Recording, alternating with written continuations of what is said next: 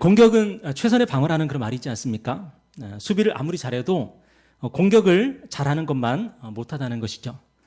얼마 전에 우리나라와 시리아의 축구 경기가 있었습니다. 그 경기에서 우리나라가 2대1로 승리를 했는데 여러분 어떻게 승리했습니까? 열심히 수비했더니 승리한 게 아니라 마지막에 손흥민 선수가 결승골을 넣었기 때문에 승리를 할 수 있었던 거죠. 물론 우리 선수들이 수비도 잘했을 것입니다. 김민재 선수 같은 수비수가 열심히 뛰어서 또 활약을 했기 때문에 승리할 수 있었겠죠. 하지만 수비만 잘한다고 해서 승리를 할 수는 없습니다. 결국 누군가가 공격을 해서 골을 넣어야만이 승리를 거둘 수가 있는 것이죠. 하나님은 우리에게 악한 마귀를 대적할 수 있는 공격력 무기를 주셨습니다. 그것이 뭐냐면 바로 성령의 검, 하나님의 말씀입니다. 오늘 본문을 보니까 구원의 투구와 성령의 검, 곧 하나님의 말씀을 가지라. 성령의 검, 곧 하나님의 말씀을 가지라. 오늘 본문의 이 검이 뭐냐면 로마 군인들이 가지고 있었던 단검을 얘기하는 거예요. 로마 군인들이 보통 우리가 가지고 있는 검이 두 자루가 있는데 조금 긴, 일반적으로 이제 가지고 있는 우리가 아는 긴 검이 있고요. 또 짧은 단검이 있어요.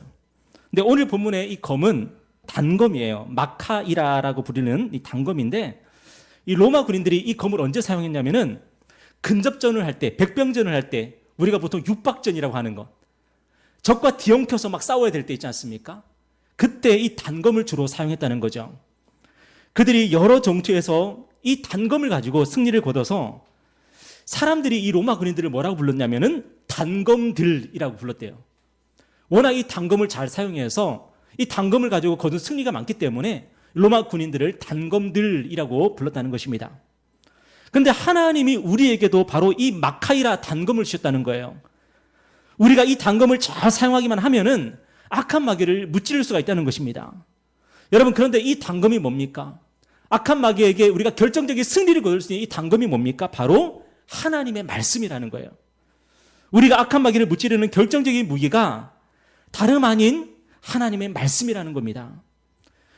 우리 히브리서 4장 12절을 보면은 이렇게 말씀하고 있습니다. 하나님의 말씀은 살아있고 활력이 있어 좌우의 날선 어떤 검보다도 예리하여 혼과 영과 및 관절과 골수를 찔러 쪼개기까지 하며 또 마음의 생각과 뜻을 판단하나니. 여러분, 하나님의 말씀은 어떻습니까?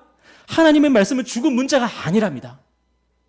여러분, 하나님의 말씀은 죽은 문자가 아니라 하나님의 말씀은 살아있는 능력의 말씀이라는 거예요. 어떤 분들은 그런 간증하시더라고요. 어느 날 성경을 읽는데 성경에 그 활자들이 갑자기 튀어나오더래요.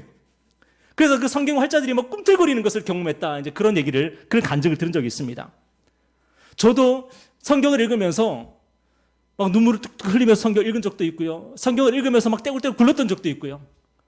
또 목사님의 그 선포하시는 말씀을 들으면서 막 가슴을 치면서 그렇게 설교를 들었던 경험도 있고요. 여러분, 하나님의 말씀은요, 고정되어 있는 죽은 문자가 아니에요. 하나님의 말씀은 어떤 말씀이라고요? 살아있는 말씀이래요. 살아있는 말씀. 활력이 있는, 살아있는 활력이 있는, 능력이 있는 말씀이라는 거예요. 이 세상 어떤 검보다도 날카롭고 예리한 검이랍니다. 그래서 악한 마귀가 이 하나님의 말씀에 조금이라도 베이면요, 악한 마귀는 패배할 수밖에 없고 물러갈 수밖에 없다는 것이죠. 여러분, 악한 마귀를 무찌르기를 원하십니까? 그렇다면 하나님의 말씀을 붙드십시오. 여러분의 마음이 변화되기를 원하십니까? 여러분, 참 우리 마음 변화되지 않죠, 그죠? 우리의 성격 참 변화되지 않고요. 우리의 습관이 참 변화되지 않습니다. 습관은 제2의 본성이라 그러지 않습니까? 부모님이 물려주신 본성이 있는가 하면은 우리가 평생을 쌓아온 습관이 있는데 그 습관은 제2의 본성이랍니다. 우리를 만들어내는 거죠. 여러분, 그런데 습관이 참 변하지가 않습니다. 어떻게 변화될 수 있습니까? 하나님의 말씀이 우리를 수술하신답니다.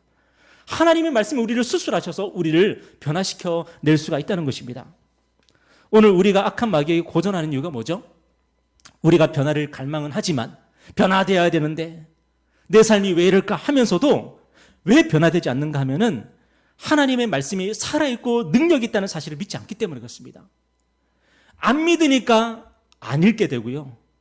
안 믿으니까 묵상하지 않게 되는 거죠. 믿는다고 하면서도 야, 성경 좀 읽어 그러면은 안 읽어요. 큐티해 그러면 안 해요. 우리 안에 믿음이 없죠. 그죠? 그리고 우리 안에 어떤 습관이 있습니까? 하나님의 말씀을 멀리하는 습관이 있고요. 우리 안에 하나님의 말씀 아닌 다른 매스미디어들을 가까이 하는 습관이 있어요. 여러분, 하나님의 성령으로 말미암아 여러분의 마음이 변화를 받아서 하나님의 말씀을 가까이 하고 하나님의 말씀으로 말미암아 내 삶에 변화되는 그런 놀라운 기적들을 경험하시기를 바랍니다. 오는 10월 마지막 주일은요, 종교개혁 주일입니다.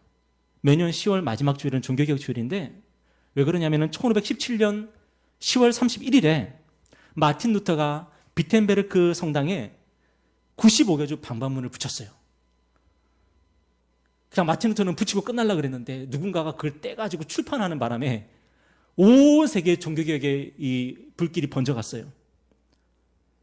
그리고 이 종교개혁은요, 유럽을 변화시켰고, 그리고 지금 우리에게까지도 영향을 미치고 있지 않습니까? 전 세계를 변화시킨 거죠. 그런데 이 종교개혁의 원동력이 무엇인지 아십니까?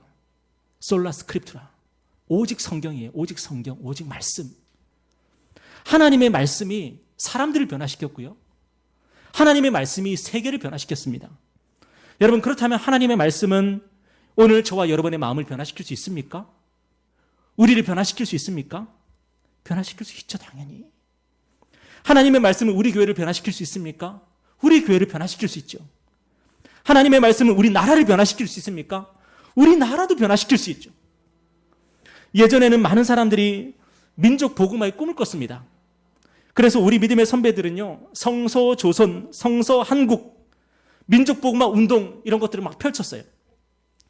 그들은 하나님의 말씀이 그리고 복음이 사회를 변화시키고 민족을 변화시킬 수 있다고 믿었습니다. 물론 그런 운동들이요, 비판받을 그런 부분들도 많이 있습니다. 하지만 중요한 것은 뭐냐면 우리가 그들에게서 배울 점이 뭐냐면 그들이 하나님의 말씀을요, 복음을요, 믿어 의심치 않았다는 거예요. 말씀이 사람을 변화시키고 말씀이 우리 동네를 변화시킬 수 있고 말씀이 우리 사회를 변화시킬 수 있고 말씀이 이 나라, 이 민족을 변화시킬 수 있다고 그들은 믿었다는 거예요.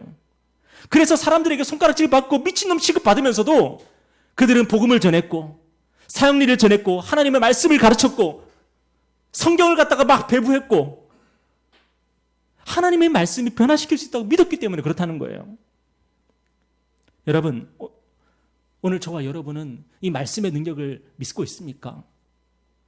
여러분은 이 성경의 능력을 믿고 있습니까? 여러분, 하나님의 성령께서 주로 사용하시는 무기가 뭐라고요?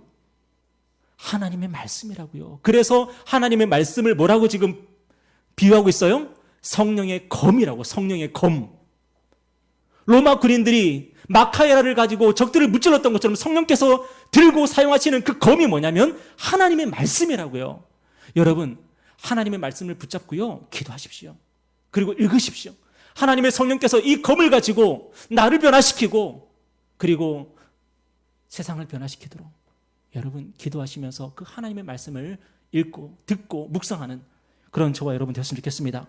우리 주님도요, 하나님의 이 말씀의 능력을 의심치 않으셨습니다. 우리 주님이 악한 마귀를 물리치실 때 어떻게 물리치셨습니까? 하나님의 말씀을 통해서 물리치셨습니다. 마태복음 4장과 누가복음 4장을 보면은 우리 주님이 광야에서 악한 마귀의 유혹과 시험을 받으십니다. 여러분, 왜 우리 주님이 마귀의 유혹과 시험을 받으셨을까요? 왜냐하면 우리 인류의 문제를 해결하는 실마리가 거기 있었기 때문에 그래요. 여러분, 실이 엉켜 있거나 실이 헝클어져 있으면은 어떻게 풀 수 있습니까? 굉장히 힘들죠, 그죠? 굉장히 어렵죠? 그런데 실마리, 이 실의 첫 머리 부분을 찾으면은 쉽게 풀 수 있다고 그래요. 처음 시작되는 지점만 알면은 풀어 나갈 수 있다는 거죠. 여러분, 우리 인류의 문제의 실마리가 뭡니까? 에덴 동산에서 아담과 하와가 뱀의 유혹과 시험에 빠져서 실패하고 넘어진 거예요. 그들은 악한 마귀의 유혹과 시험을 이기지 못하고 하나님께 불순종했고 죄에 빠지게 됐습니다. 그 결과 우리 인류는 영생에 이르지 못하게 되었고 죄와 죽음의 종노릇하게 되었습니다. 여러분, 사람들은요, 결국은 뭘 무서워해요? 죄를 무서워하고 죽음을 무서워하는 거죠. 자신들의 죄가 폭로되는 것이 두렵고 내가 나중에 죽어서 내 존재가 사라지는 것이 두려운 거죠. 세상에는 우리 인류의 문제를 해결하려는 많은 시도가 있었습니다. 얼마나 많은 사람들이 자기를 영웅으로 자처했고 자기 자신을 구세주로 자처했는지 몰라요. 그런데 그 모든 것이 성공했습니까? 실패했죠. 왜냐하면 그 누구도 우리 인류의 문제의 실마리를 찾지 못했거나 아니면 풀지 못했기 때문에. 그런데 우리 주님은 어떤 분이십니까? 그 실마리를 찾아서 풀어내신 분이세요. 우리 주님은 이 땅에 오셔서 악한 마귀의 모든 유혹과 시험을 이겨내셨고 하나님께 순종하시되 죽기까지 순종하셨어요. 그래서 우리를 죄에서 건지시고 죽음의 문제로부터 우리를 자유케 하셨어요. 그런데 우리 주님이 이런 악한 마귀의 유혹과 시험을 물리치신 방법이 뭡니까? 우리 주님이 죽기까지 하나님께 순종하신 비결이 뭡니까? 바로 하나님의 말씀을 믿고 순종하고 선포하신 거죠. 우리 주님이 악한 마귀의 시험을 받으실 때는요, 우리 주님이 광야에서 40일을 온전히 금식하시고 굶주리신 상태였습니다. 여러분, 우리 중 아무도 40일 동안 먹지도 마시지도 못한 사람 아무도 없습니다. 그렇죠? 여러분, 광야에 먹을 게 어디 있습니까? 마실 게 어디 있습니까? 근데 성령께서 우리 주님을 광야로 이끄셨고 그곳에서 아무것도 안 주셨어요. 우리 주님이 어떤 상태에 빠졌겠습니까? 물론 하나님의 아들이신 주님이시지만 우리와 똑같은 연약한 육신을 입으신 분이셨습니다. 그래서 40일을 아무것도 먹지 못하셨습니다. 오직 먹을 것만 생각나시고 마실 것만 생각나시는 그런 상태 아니셨겠습니까? 제가 상상하기로는 피부는 완전히 이제 바짝 마른 상태일 거고 입술도 완전히 바짝 마른 상태일 거고 눈에는 돌이 떡으로 보이고 그런 상태였을 것 같아요. 그런데 그때 마귀가요, 우리 주님을 유혹합니다. 마태복음 4장 3절을 보니까 내가 만일 하나님의 아들이거든 명하여 이 돌들로 떡덩이가 되게 하라. 여러분, 떡이 뭡니까? 물론 당장에 예수님이 먹을 것이지만 떡은요, 돈을 상징하죠. 떡은 경제를 상징합니다. 많은 사람들이 우리 인간의 문제를 해결하는 답이 어디 있다고 생각해요? 돈에 있다고 생각하고 경제에 있다고 생각을 해요. 우리에게도 그런 믿음이 조금 있지 않습니까? 내가 돈이 좀 더 많아지면은 내가 행복해질 수 있고 우리나라가 경제 성장을 하면은 우리나라가 행복한 나라가 될 수 있다.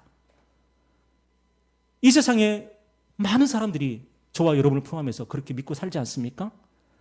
그래서 인류 역사에서 수많은 사람들이 돈으로 경제로 인간의 문제를 해결하려고 했습니다. 그런데 우리 주님은 악한 마귀에게 뭐라고 대답하십니까? 마태복음 4장 4절을 보니까 사람이 떡으로만 살 것이 아니요 하나님의 입으로부터 나오는 모든 말씀으로 살 것이라. 우리에게 먹을 것과 마실 것은 중요한 것입니다. 우리가 살아가는 데 있어서 돈은 꼭 필요한 것입니다. 우리가 이 세상을 살아갈 때에 경제관념을 가지고 살아가는 것은 중요한 것입니다. 그런데 우리 주님은 신명기 8장 3절의 말씀을 가지고 악한 마귀에게 대답하셨습니다. 인간을 인간되게 하는 것이 무엇이냐? 인간의 본질은 무엇에서 비롯되느냐? 살아계신 하나님의 말씀이 인간을 인간되게 한다는 거죠. 오늘 우리는 무엇으로 우리 삶의 문제를 해결해 나가고 있습니까? 돈이 많고 먹을 것과 마실 것이 풍족하면 우리의 문제가 해결이 됩니까? 그것은 중요한 것이고 꼭 필요한 것이지만 하지만 그것만으로는 우리의 문제가 해결되지 않습니다. 먹을 것과 마실 것이 우리에게 진정한 만족을 줄 수가 없습니다. 돈이 우리의 욕망을 충족시킬 수가 없습니다. 얼마 전에 마트에 갔는데 쇼핑카트를 끌고 바나나 무더기가 쌓여있는 곳을 지나가게 되었습니다. 그때 문득 이런 생각이 들었습니다. 옛날에는 저 바나나를 실컷 먹는 게 소원이었는데 저 바나나가 저의 행복이었거든요. 근데 지금은요, 마음만 먹으면 그 바나나 실컷 뱉어지게 먹을 수가 있습니다. 그런데 그러면 제가 행복해질까요? 제가 그런 생각을 하면서 좀 마음이 씁쓸하더라고요. 우리에게는 델몬트 바나나가 귀했던 시절이 있었습니다. 그러나 지금 우리는 그 델몬트 바나나가 하나도 귀하지 않습니다. 그런데 우리의 문제는 얼마나 해결되었습니까? 우리가 이전보다 인간답게 살고 있다고 말할 수 있을까요? 요즘 세계적으로 화제가 되고 있는 오징어 게임이라는 드라마가 있지 않습니까? 그 드라마의 명대사 중에서 이런 게 있더라고요. 자네 돈이 하나도 없는 사람과 돈이 너무 많은 사람의 공통점이 뭔 줄 아나? 사는 게 재미가 없다는 거야. 여러분 혹시 사는 게 재미가 없으십니까? 돈이 없어서 재미가 없든지 돈이 많아서 재미가 없든지 둘 중 하나랍니다. 여러분 돈이나 먹을 것과 마실 것이 필요 없다는 게 아니에요. 하나님도 우리의 일용할 양식에 대해서 관심이 있으십니다. 하나님은 이스라엘 백성이 광야에 있는 동안 하루도 빠짐없이 만나를 내려주셨습니다. 여러분 하나님은 우리의 먹을 것과 마실 것에 관심이 있으십니다. 하지만 어떤 순간이 되면 그것으로는 만족이 안 됩니다. 우리의 욕망이 채워지지 않습니다. 무엇이 우리를 만족하게 합니까? 무엇이 우리 삶을 재미가 있게 합니까? 바로 하나님의 말씀이라는 거예요. 하나님의 말씀. 여러분 혹시 그렇게 생각하십니까? 우리 예수님이 하나님의 말씀, 하나님의 말씀. 하나님의 말씀을 붙드시고 하나님의 말씀을 살아내시고 하나님의 말씀에 순종하시고 하나님의 말씀을 선포하셔서 우리 주님이 지루하고 따분한 인생을 사셨을까요? 그렇게 생각하지 않습니다. 하나님의 말씀으로 말미암아 우리 주님은 이 땅에서 가장 재미가 있는 인생을 사셨다고 믿습니다. 여러분, 하나님의 말씀은 저와 여러분의 삶에 재미를 줍니다. 저와 여러분의 인생을 재미가 있는 인생으로 바꾸십니다. 하나님의 말씀이 우리를 인간답게 만들고 하나님의 말씀이 우리를 인간답게 사는 법을 가르쳐주고 우리가 하나님의 말씀을 붙잡고 순종하며 살아갈 때에 우리는요 인간답게 살아갈 수 있는 것입니다. 하나님의 말씀으로 충족되지 않으면 하나님의 말씀으로 충만하지 않으면 우리는 본능의 노예가 되고 욕망의 노예가 되어서 우리는 평생 어떤 인생 살아가요? 오징어 게임의 참가자로 살아가요. 그게 우리의 평생이에요. 그냥 우리 주님이 마귀의 시험을 이기실 때 사용하신 신명기 8장 3절의 말씀은 이렇게 말씀하고 있습니다. 우리 다 같이 한번 읽어볼까요? 자, 시작. 너를 낮추시며 너를 줄이게 하시며 또 너도 알지 못하며 내 조상들도 알지 못하던 만나를 내게 먹이신 것은 사람이 떡으로만 사는 것이 아니요 여호와의 입에서 나오는 모든 말씀으로 사는 줄을 내가 알게 하려 하심이니라. 하나님은 광야 40년 동안 이스라엘 백성을 철저히 훈련시켰습니다. 무엇에 대한 훈련이었습니까? 말씀으로 사는 훈련을 시키셨습니다. 여러분, 저와 여러분은요 본능적으로 떡으로 사는 것을 알고 있습니다. 어린아이들도요 태어나자마자 엄마 젖을 찾습니다. 가르치지도 않았는데 이미 본능적으로 나는 젖을 먹어야 살 수 있어 알고 있습니다. 그래서 젖을 먹습니다. 얼마나 그 젖을 먹기 위해서 떼를 쓰는지 얼마나 크게 울어 제끼는지 젖을 달라고. 그 아이가 조금 더 크면 어떻게 됩니까? 사탕 하나 더 차지하기 위해서 싸움박질합니다. 내 사탕 빼앗기면 엉엉 울고요. 사탕 하나 더 받으면요 좋아서 어떨 줄 몰라 합니다. 여러분, 우리 인간은요 떡을 위해서 목숨을 거는 존재예요.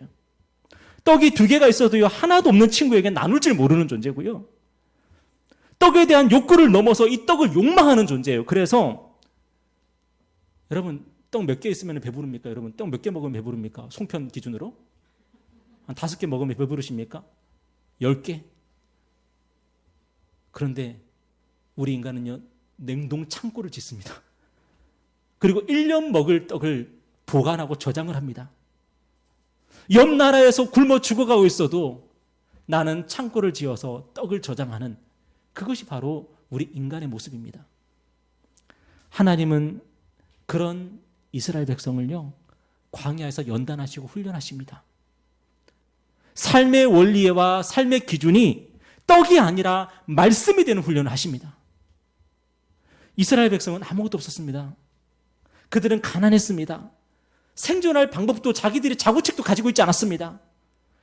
그런데 그들은 그곳에서 2가지를 배우게 되는데 먼저는 하나님께서 채우신다는 것을 배웁니다. 하나님은 그들을 위해서 매일 만나를 내리시는데 이 만나의 뜻이 뭐예요? What is this예요. What is this? 이게 뭐야? 이스라엘 백성이 매일같이 먹었던 만나의 이름 뜻이 뭐냐면은 이게 도대체 뭐지?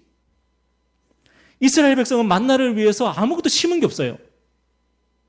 그런데 그들은 하루도 빠짐없이 그 만나를 먹어요. 하나님의 은혜로 그들은 자신들이 심지 않은 것을 먹으면서 평생을 살았어요. 인과 법칙으로 설명이 안 되고요. 과학적으로 설명이 안 됩니다. 그들의 삶의 은혜의 원리가 작동하는 거고 기적이 작동하고 있는 거죠. 여러분은 이것을 믿으십니까? 여러분 이것을 믿으세요? 여러분의 인생 가운데요, 여러분이 심지 않은 것을 거두게 될 것입니다. 나는 분명히 이걸 심지 않았는데 하늘에서 내리는 경험을 하게 될 것입니다. 어떤 사람이 그런 경험을 하죠? 떡이 기준이 아니라 말씀이 기준인 사람이 그런 경험한다는 거예요. 여러분, 떡을 기준으로 살아보십시오. 여러분이 심은 것만 거두게 될 것입니다. 아니요, 심은 것도 거두지 못하고 뺏길 일도 많이 생기겠죠? 그런데 여러분이 말씀을 기준으로 살아가면 하나님이 여러분을 채우실 것입니다. 그리고 여러분의 인생에 이런 고백을 하게 될 거예요. 만나. 이게 뭐야? 이게 뭐야? 그리고 이스라엘 백성이 배웠던 또 한 가지가 있는데 그게 뭐냐면 가난해도 충만할 수 있다는 거예요. 이 세상의 모든 민족은요, 충만해지기 위해서 어떻게 합니까? 더 가지려고 합니다. 그래서 정복 전쟁을 하고요, 제국을 만들고요, 이 세상의 금은보화를 다 차지하려고 합니다. 그런데 이스라엘 백성은 그럴 필요가 없었습니다. 하루 먹을 것만 있으면 충분했습니다. 왜냐? 하나님께서 그들의 정서적이고 영적인 필요를 온전히 채우셨기 때문이에요. 여러분, 왜 정복 전쟁을 해야 되고 왜 제국을 세워야 됩니까? 정말로 우리 하루 먹고 사는데 그게 필요해서일까요? 아니에요. 욕망이 충족되지 않기 때문입니다. 욕망이. 그런데 우리가 말씀을 기준으로 살면요, 그게 채워집니다. 그게 채워져요. 수고하고 무거운 짐진 자들아 다 내게로 오라. 내가 너희를 쉬게 하리라. 여러분, 왜 수고하고 무거운 짐을 지며 살아갑니까? 채워지지 않으니까. 채워지지 않으니까. 그런데 예수님을 만나면 그게 채워집니다. 욕망이 채워집니다. 쉴 수 있습니다. 여러분의 삶에 진정한 쉼을 원하시거든 말씀 중심으로 살아가십시오. 하나님께서 우리에게 이 두 가지 훈련을 시키십니다. 평생. 하나님이 채우시고 하나님으로 우리는 충분하다는 것을 가르치십니다. 여러분, 이 두 가지가 무엇을 통해서 훈련되어져요? 하나님의 말씀을 통해서 훈련된다는 거예요. 하나님의 말씀을 통해서. 여러분, 하나님의 말씀을 붙드시고 하나님의 말씀을 즐거이 읽으십시오. 그 하나님의 말씀이 아니면 여러분은 채워지지 않습니다. 하나님의 말씀이 아니면 여러분은 더 가져야만이 채워지는 느낌이 듭니다. 그런데 안타깝게도 이스라엘 백성은 40년이나 광야에서 만나 훈련을 받았지만 결국은 실패했습니다. 그들은 가나안 땅에 들어가자마자 어떻게 했어요? 여호와 하나님을 버리고 풍요의 신 바알에게 고개를 숙였어요. 여러분, 하나님은 어떤 분이십니까? 하나님은 우리에게 무엇을 약속하십니까? 우리에게 일용할 양식을 약속하시죠. 근데 바알은 무엇을 약속하냐면 갑부가 되게 해주고 재벌이 되게 해주고 나의 부를 자자손손으로 세습시켜주게 해주는 그 신이 바알이에요. 이스라엘 백성은 가나안 땅에 들어가자마자 그 바알 신 앞에 무릎을 꿇었습니다. 하나님은 이스라엘 백성을 통해서 세계 모든 민족을 구원하기를 원하셨어요. 세계 모든 민족이 일용할 양식이면 충분할 줄 아는 그런 삶을 살아가고 세계 모든 민족이 하나님이 채우심을 경험하는 그런 삶을 살아가기를 바라셨어요. 그런데 이스라엘 백성은요, 실패했습니다. 이스라엘 백성은요, 옆집 아이들보다 더 못난 자식이 됐어요. 결국 이스라엘 백성은 제사장 나라가 되는 일에 실패하고 그들은 바벨론의 포로로 끌려가게 되었습니다. 여러분, 구약의 역사를 되돌아볼까요? 아담이 성공했습니까? 실패했습니까? 실패했습니다.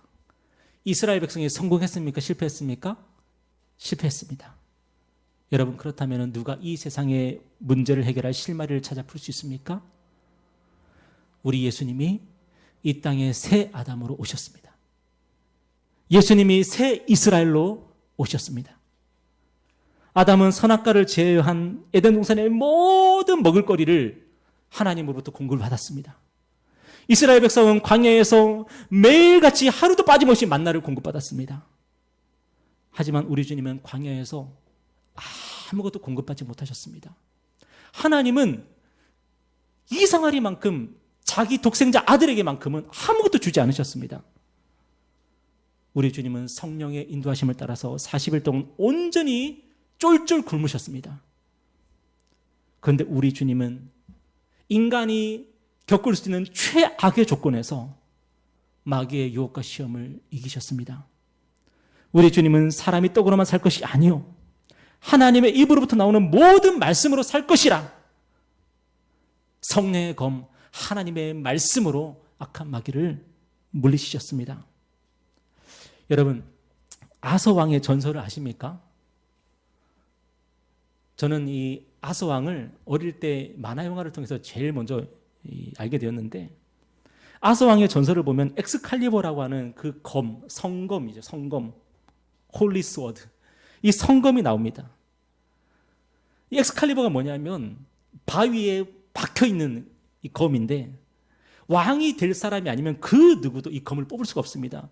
아무리 힘센 사람이 나타나서 그 검을 뽑으라고 해도 그 검은 꼼짝도 하지 않습니다. 그런데 아서가 나타났고 아서가 그 검을 뽑았습니다. 그는 전설적인 왕이 되었습니다. 여러분, 이 세상 그 누가 성령의 검, 하나님의 말씀을 온전히 뽑을 수 있겠습니까? 아담도 실패했고 이스라엘 백성도 실패했고 그리고 저와 여러분도 실패하지 않았습니까? 그런데 우리 주님이 성령의 검, 하나님의 말씀을 온전히 뽑아 드시고 악한 마귀를 이기셨습니다. 그리고 모든 순간 하나님의 말씀만을 믿고 순종하시고 성취하시면서 우리의 구원을 이루셨습니다. 여러분, 이제 저와 여러분은 누굽니까? 성령의 검을 들고 전장을 누비시며 승리하신 예수 그리스도께 원탁의 기사들로 부름받은 사람들입니다. 우리 예수께서 승리하시는 곳에 우리가 있게 하셨고, 우리도 예수 그리스도와 함께 성령의 검 하나님의 말씀을 가지고 마귀를 물리치도록 우리가 부름 받았습니다. 여러분, 예수 그리스도는 성령의 검 하나님의 말씀으로 마귀를 이기셨습니다. 오늘 그분이 우리 안에 계십니다. 우리도 마귀를 이겼습니다. 여러분, 한 주간 살아갈 때에 하나님의 말씀, 그 성령의 검으로 마귀를 대적하십시오.